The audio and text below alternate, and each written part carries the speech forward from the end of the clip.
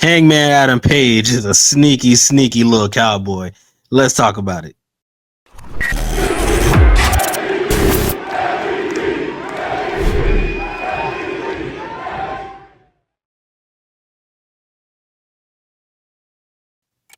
Welcome back to the MVP's Lounge. I am your host, as always, the King, and AEW Fright Night Dynamite went a little bit in the scary hours, as I told y'all what's going to happen.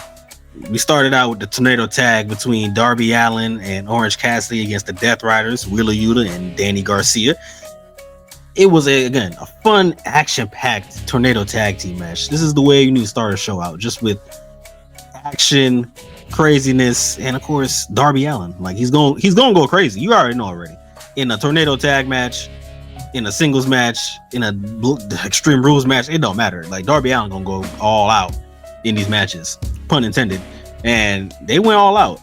Now it started out with Death Riders kind of wilding on them a little bit. They kind of was just hemping them boys up. Like it wasn't until they got into like the crowd area near the railings, like towards like the top, when Darby jumps off of it, of course, coffin drop, take the advantage. Cassidy was still getting hemped up a little bit, but Darby, he pretty much, was taking control of Yuta in the ring.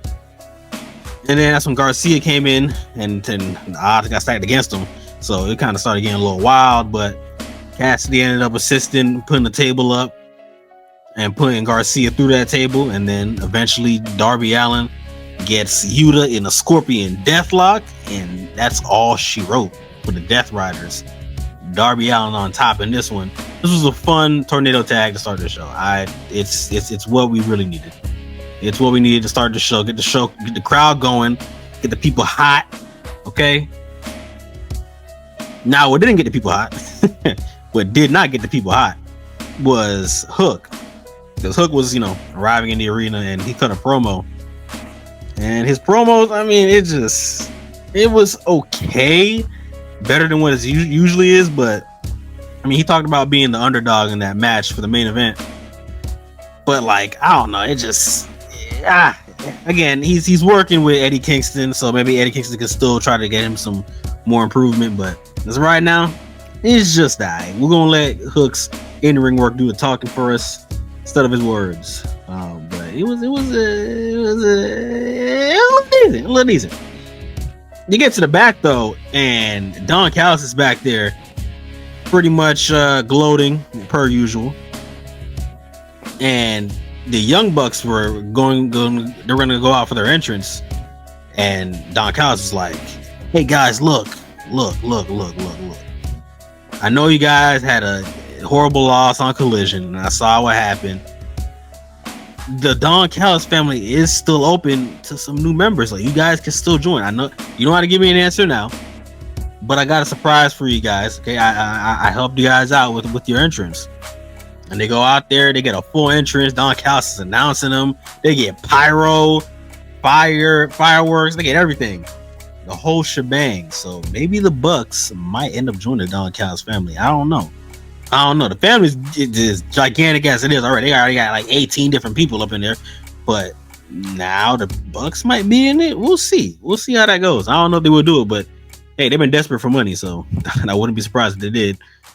And also, something very weird here. So Jack Perry, we've been looking at his whole aesthetic as he's been in his return with the Jurassic Express and Luchasaurus. He's been carrying knives. His look has been a smidget different. And then just tonight, he came out with his goat mask, the scapegoat mask. So now I'm kind of curious as to why would he wear that? Why would he wear the scapegoat mask here in this situation? Like, at all? I know it's Halloween, but like, all right, am I looking too deep into this? But I don't know. Something feels very off about this. Something feels very, very off. He's wearing the scapegoat mask. He's been bringing knives to his matches. I don't know. Something's off about this guy. And I don't know what it is, but I got the Dexter, the black dude from Dexter. I got that meme going with the look. Yeah, I got that going right now because I don't know. Kind of suspicious of Twin.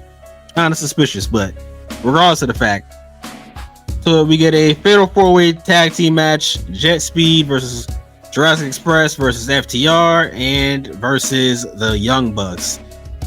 My biggest gripe of tonight. We get to this match, and I talked about it during the preview video that I needed this to be an actual 4-way match.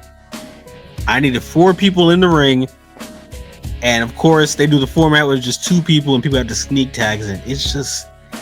It's so stupid to me how we have to actually do that. Like, and it's not just AEW, it's WWE, it's other companies, like they'll do that, and it's the dumbest thing. Like, why is there only 2 people in the ring? It is a fatal 4-way tag team match. Have 4 people in the ring for the match.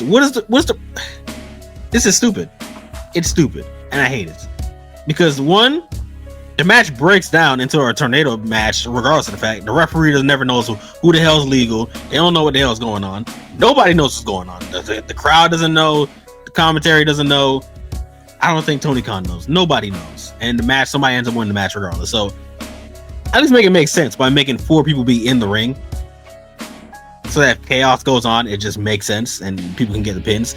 This, when you just have 2 people, it's like, bro, niggas just be sneaking in the ring, regardless of the fact. It's stupid. I hate it. All right, rant over on that one, but it's not necessary at all.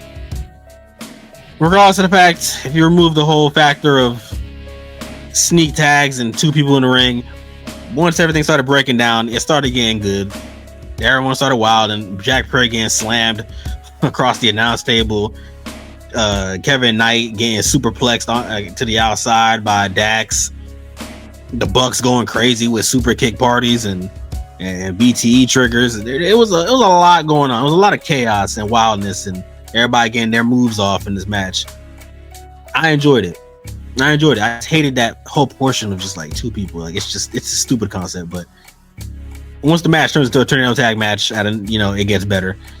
And JetSpeed were close to winning because Kevin Knight hit his UFO frog splash, and he was about to win, but then FTR, they capitalized, got in the ring and hit him with a shatter machine, and then got the pin. So now it's going to be FTR versus Brodito at Full Gear for the tag team titles. I like it. I had a feeling it was going to be FTR again on the preview to the show. I pretty much predicted it, so kudos to me. But yeah, I had a good time with this match outside of the stupidity, of the concept. But we get FTR and Brodito at Full Gear. Hey man, look, let's put the belts on FTR. Okay, Brodito, you had a nice fun little arc here. Okay, but it's time for FTR to hold supremacy over these tag team titles. All right, it is time. It is time also for the Don Callis Family Summit. By the way, everybody in this photo, and this is not all of the Don Callis family. This is not everybody. All right, this is about 7 people here? 7 people? Yeah, nah, we missing about a whole another 6. Jesus Christ. Too many people in this group. Regardless of the fact, Don Callis is holding the family summit to make sure that everybody knows everything's good, and they even got a whole new painting for the people to watch. Look at this. Look at that unity. Look at that. Look at everybody there on the poster, and Don Callis front and center in whatever the hell he's got on. But these posters, these paintings get wild and wilder every time we see them. Who's making these paintings? Regardless of the fact, you got the painting for everybody so that they can show everybody is all in one. We're all one family. Okay, no need to argue about anything. But the one person that's not at that table currently is Konosuke Takeshita, and he arrives fashionably late, of course. Still pissed off with Okada, as he should be. And he's getting Okada. But listen, Okada already got up from his chair. They about to start wild, and then Don Callis is like, look, everybody has to be on the same page. Come on, guys. He told Takeshita, look, just shake Okada's hand.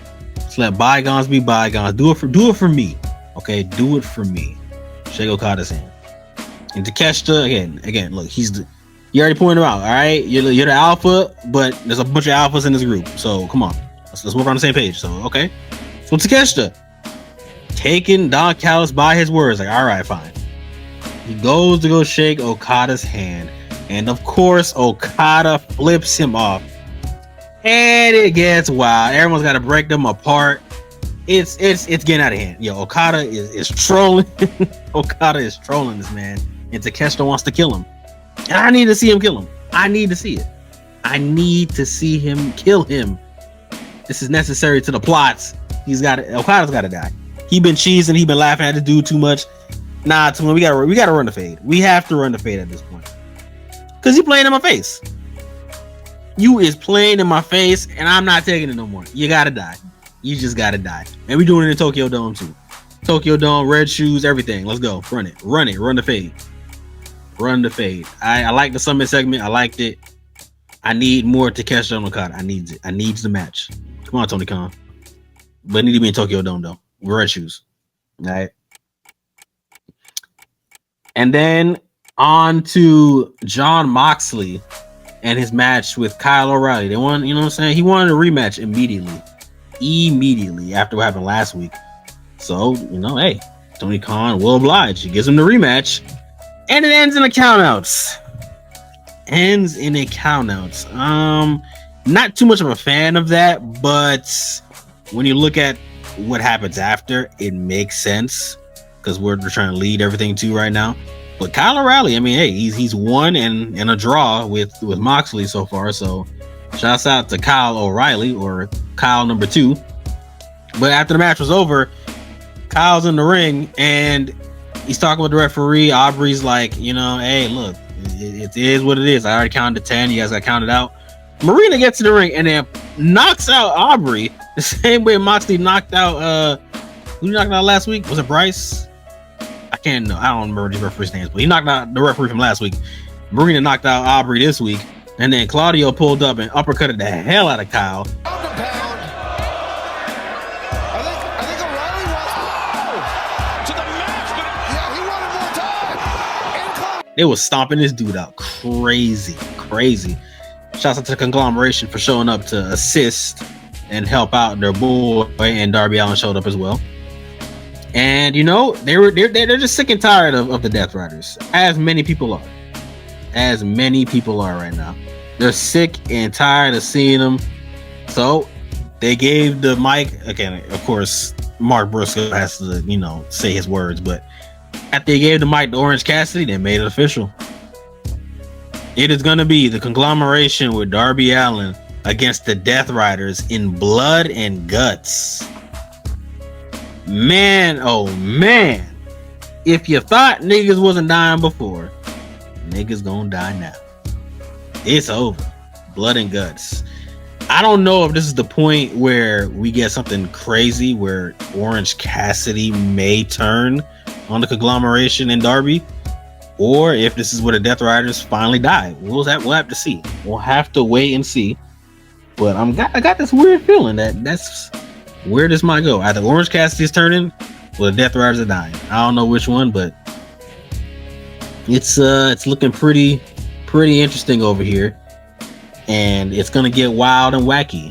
And speaking of wild and wacky, we get to Mercedes Moné pretty much attacking Chris Statlander backstage because Chris was talking smack, as she, you know, does, because she don't respect Mercedes, as she shouldn't, because Mercedes is trash. And also Chris was in dressed up like Goku Black. Shouts out to the Dragon Ball Z fans out there. Yeah, just was Goku Black, and she was getting hamped up by Mercedes, and then Mercedes drags her to the ring, but then Chris pretty much reverses it, and Chris was about to take advantage until Athena pulls up to assist, and you already know Athena and Mercedes, they're on the same side here. They're coexisting for those tag team titles because Mercedes, of course, needs more belts, so why not?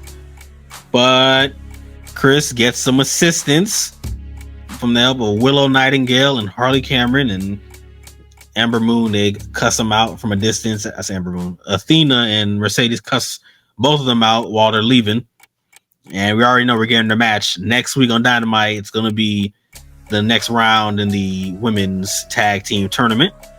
We get Athena and Mercedes against Willow and Harley in that first round matchup. So shouts out to them. I really need Chris Statlander to put Mercedes through the mat come Full Gear, because I am sick and tired of Mercedes. I think that's the point. think that's actually the point why they have her being annoying and having all these belts is for us to hate her. So, hey, mission accomplished, Tony Khan. I hate her with a passion. I cannot stand this woman. No, I cannot. Cannot stand her at all. For those who do stand her, y'all glazing. Y'all glazing heavy. I'm glad that my prediction came to pass here because I already spoke it into existence. I said Julia Hart and Skye Blue, specifically Julia Hart. All Julia Hart. That's why I only got her in the frame here. Julia Hart deserves better and she needed some wins, okay? In her theme song, it literally says, "The heart always wins." And to be fair, Julia Hart, you ain't been winning much. You ain't been winning much at all. So I was like, all right. And Jamie Hayter's above all this. She doesn't really need tag team titles. So let's have Thekla like interfere and let's get Julia Hart this W. And exactly what I needed happened. Thekla appears and costs Jamie Hayter and Queen Aminata that first round matchup. I love it. I need the same thing to happen to Mercedes and Athena. I need them to get costed that first round. Please, for the love of God, I need Willow to go on. But either way, regardless of the fact, Julia Hart and Skye Blue and the Sisters of Sin get to advance via Thekla. So shouts out to them. Let's go, TK. All right, we getting what we need. We getting what we need. Okay. Now one of my like cheap pops of the night for me. I don't know if it was for everybody else, but for me was finding out that Penelope Ford was hurt and Megan Bayne needed a new partner, and that partner is Marina Shafir. Ooh, well, I had the same look that Moxley had. I was like, what? We getting Marina and Megan Bayne? Oh man, say goodbye to whoever they have to face. Say goodbye. It's GG's for y'all. It is GG's. Are we gonna get Megan Bayne and the Death Riders? Are we getting Megan Bayne and the Death Riders? Ooh, now it gets more interesting. You see, Chris Statlander, you had your chance. You could have been part of something great. Nah, it's okay. We don't need January. We got Megan Bayne, the Mega Sis. Ooh, yeah, it's lit. It's lit out here. We live in full effect. I kind of want them to go all the way and win the belts. I need them to go all the way and win them belts. But we have reached our main event of the evening. It is time. Samoa Joe versus Bobby Lashley versus Hook versus Ricochet.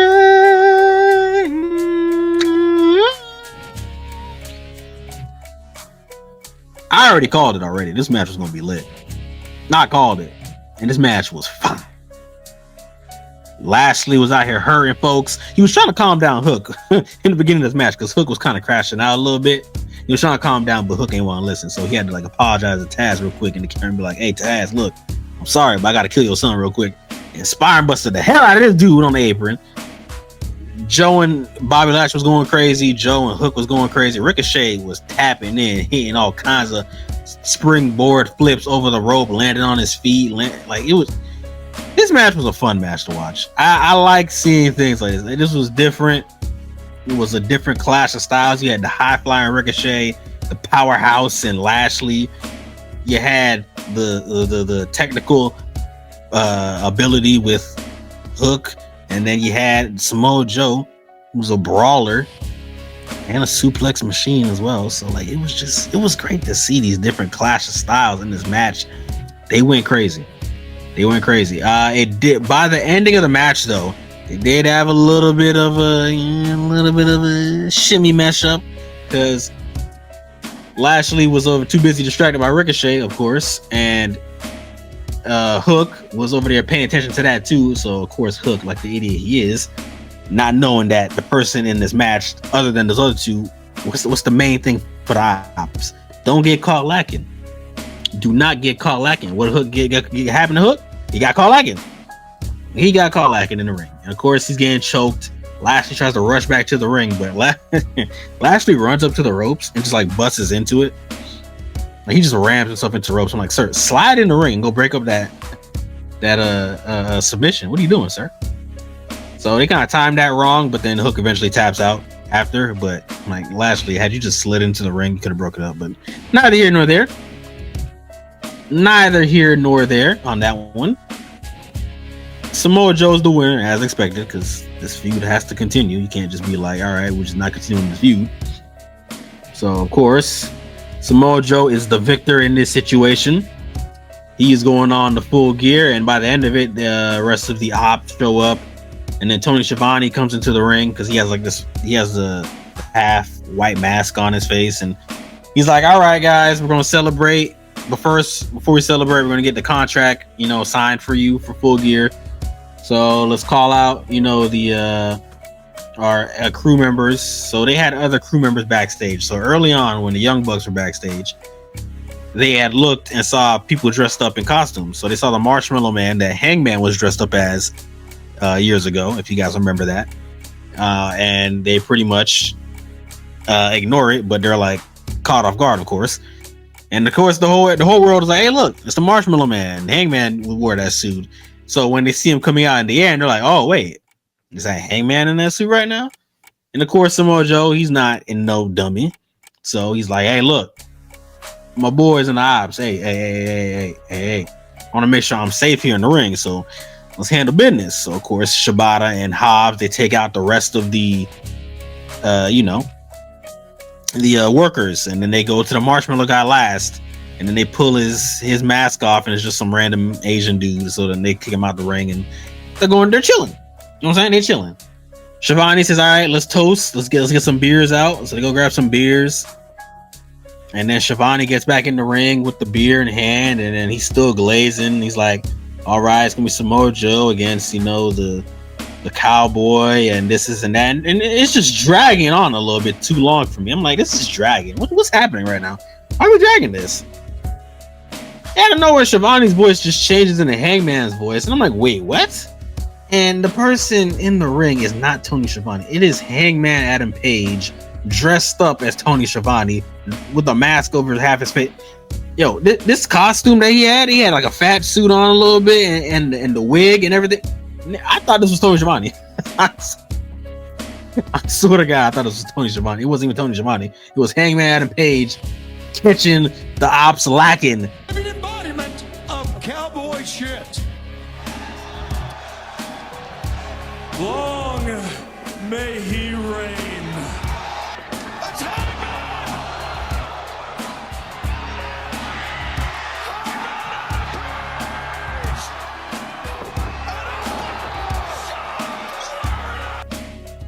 And he takes the ops out, pulls up on Joe, buckshot, lariat, beating him down, and then the referees have to separate him. Security has to separate him. Hangman said he was going to ruin this man's life, and it just started right here with this pull-up, ruining that celebration that he got right here. I'm loving it. I am loving it. Hangman, hey, shouts out to you. That was extremely creative. I was not expecting that at all. I was not expecting to see you as Tony Schiavone. That's crazy. That's crazy as hell. So that's how AEW Fright Night Dynamite ends for tonight. I enjoyed the show. Outside of the whole, four-way thing being stupid, it was a good show for me from top to bottom. Good show. I liked it. I'm looking forward to Full Gear, looking forward to Blood and Guts. It is going to be a wild time here in AEW for these last 2 months here. So let's enjoy it while we can. All right. So y'all be sure to like, comment, subscribe, and share. As always to the channel, we're on the road to 1K. We're going to get there for sure. All right. I'm going to see you guys here next time. Leave in the comment section below how you guys felt about the show. Deuces. Oozes. Damn. He ain't going to be a MVPs.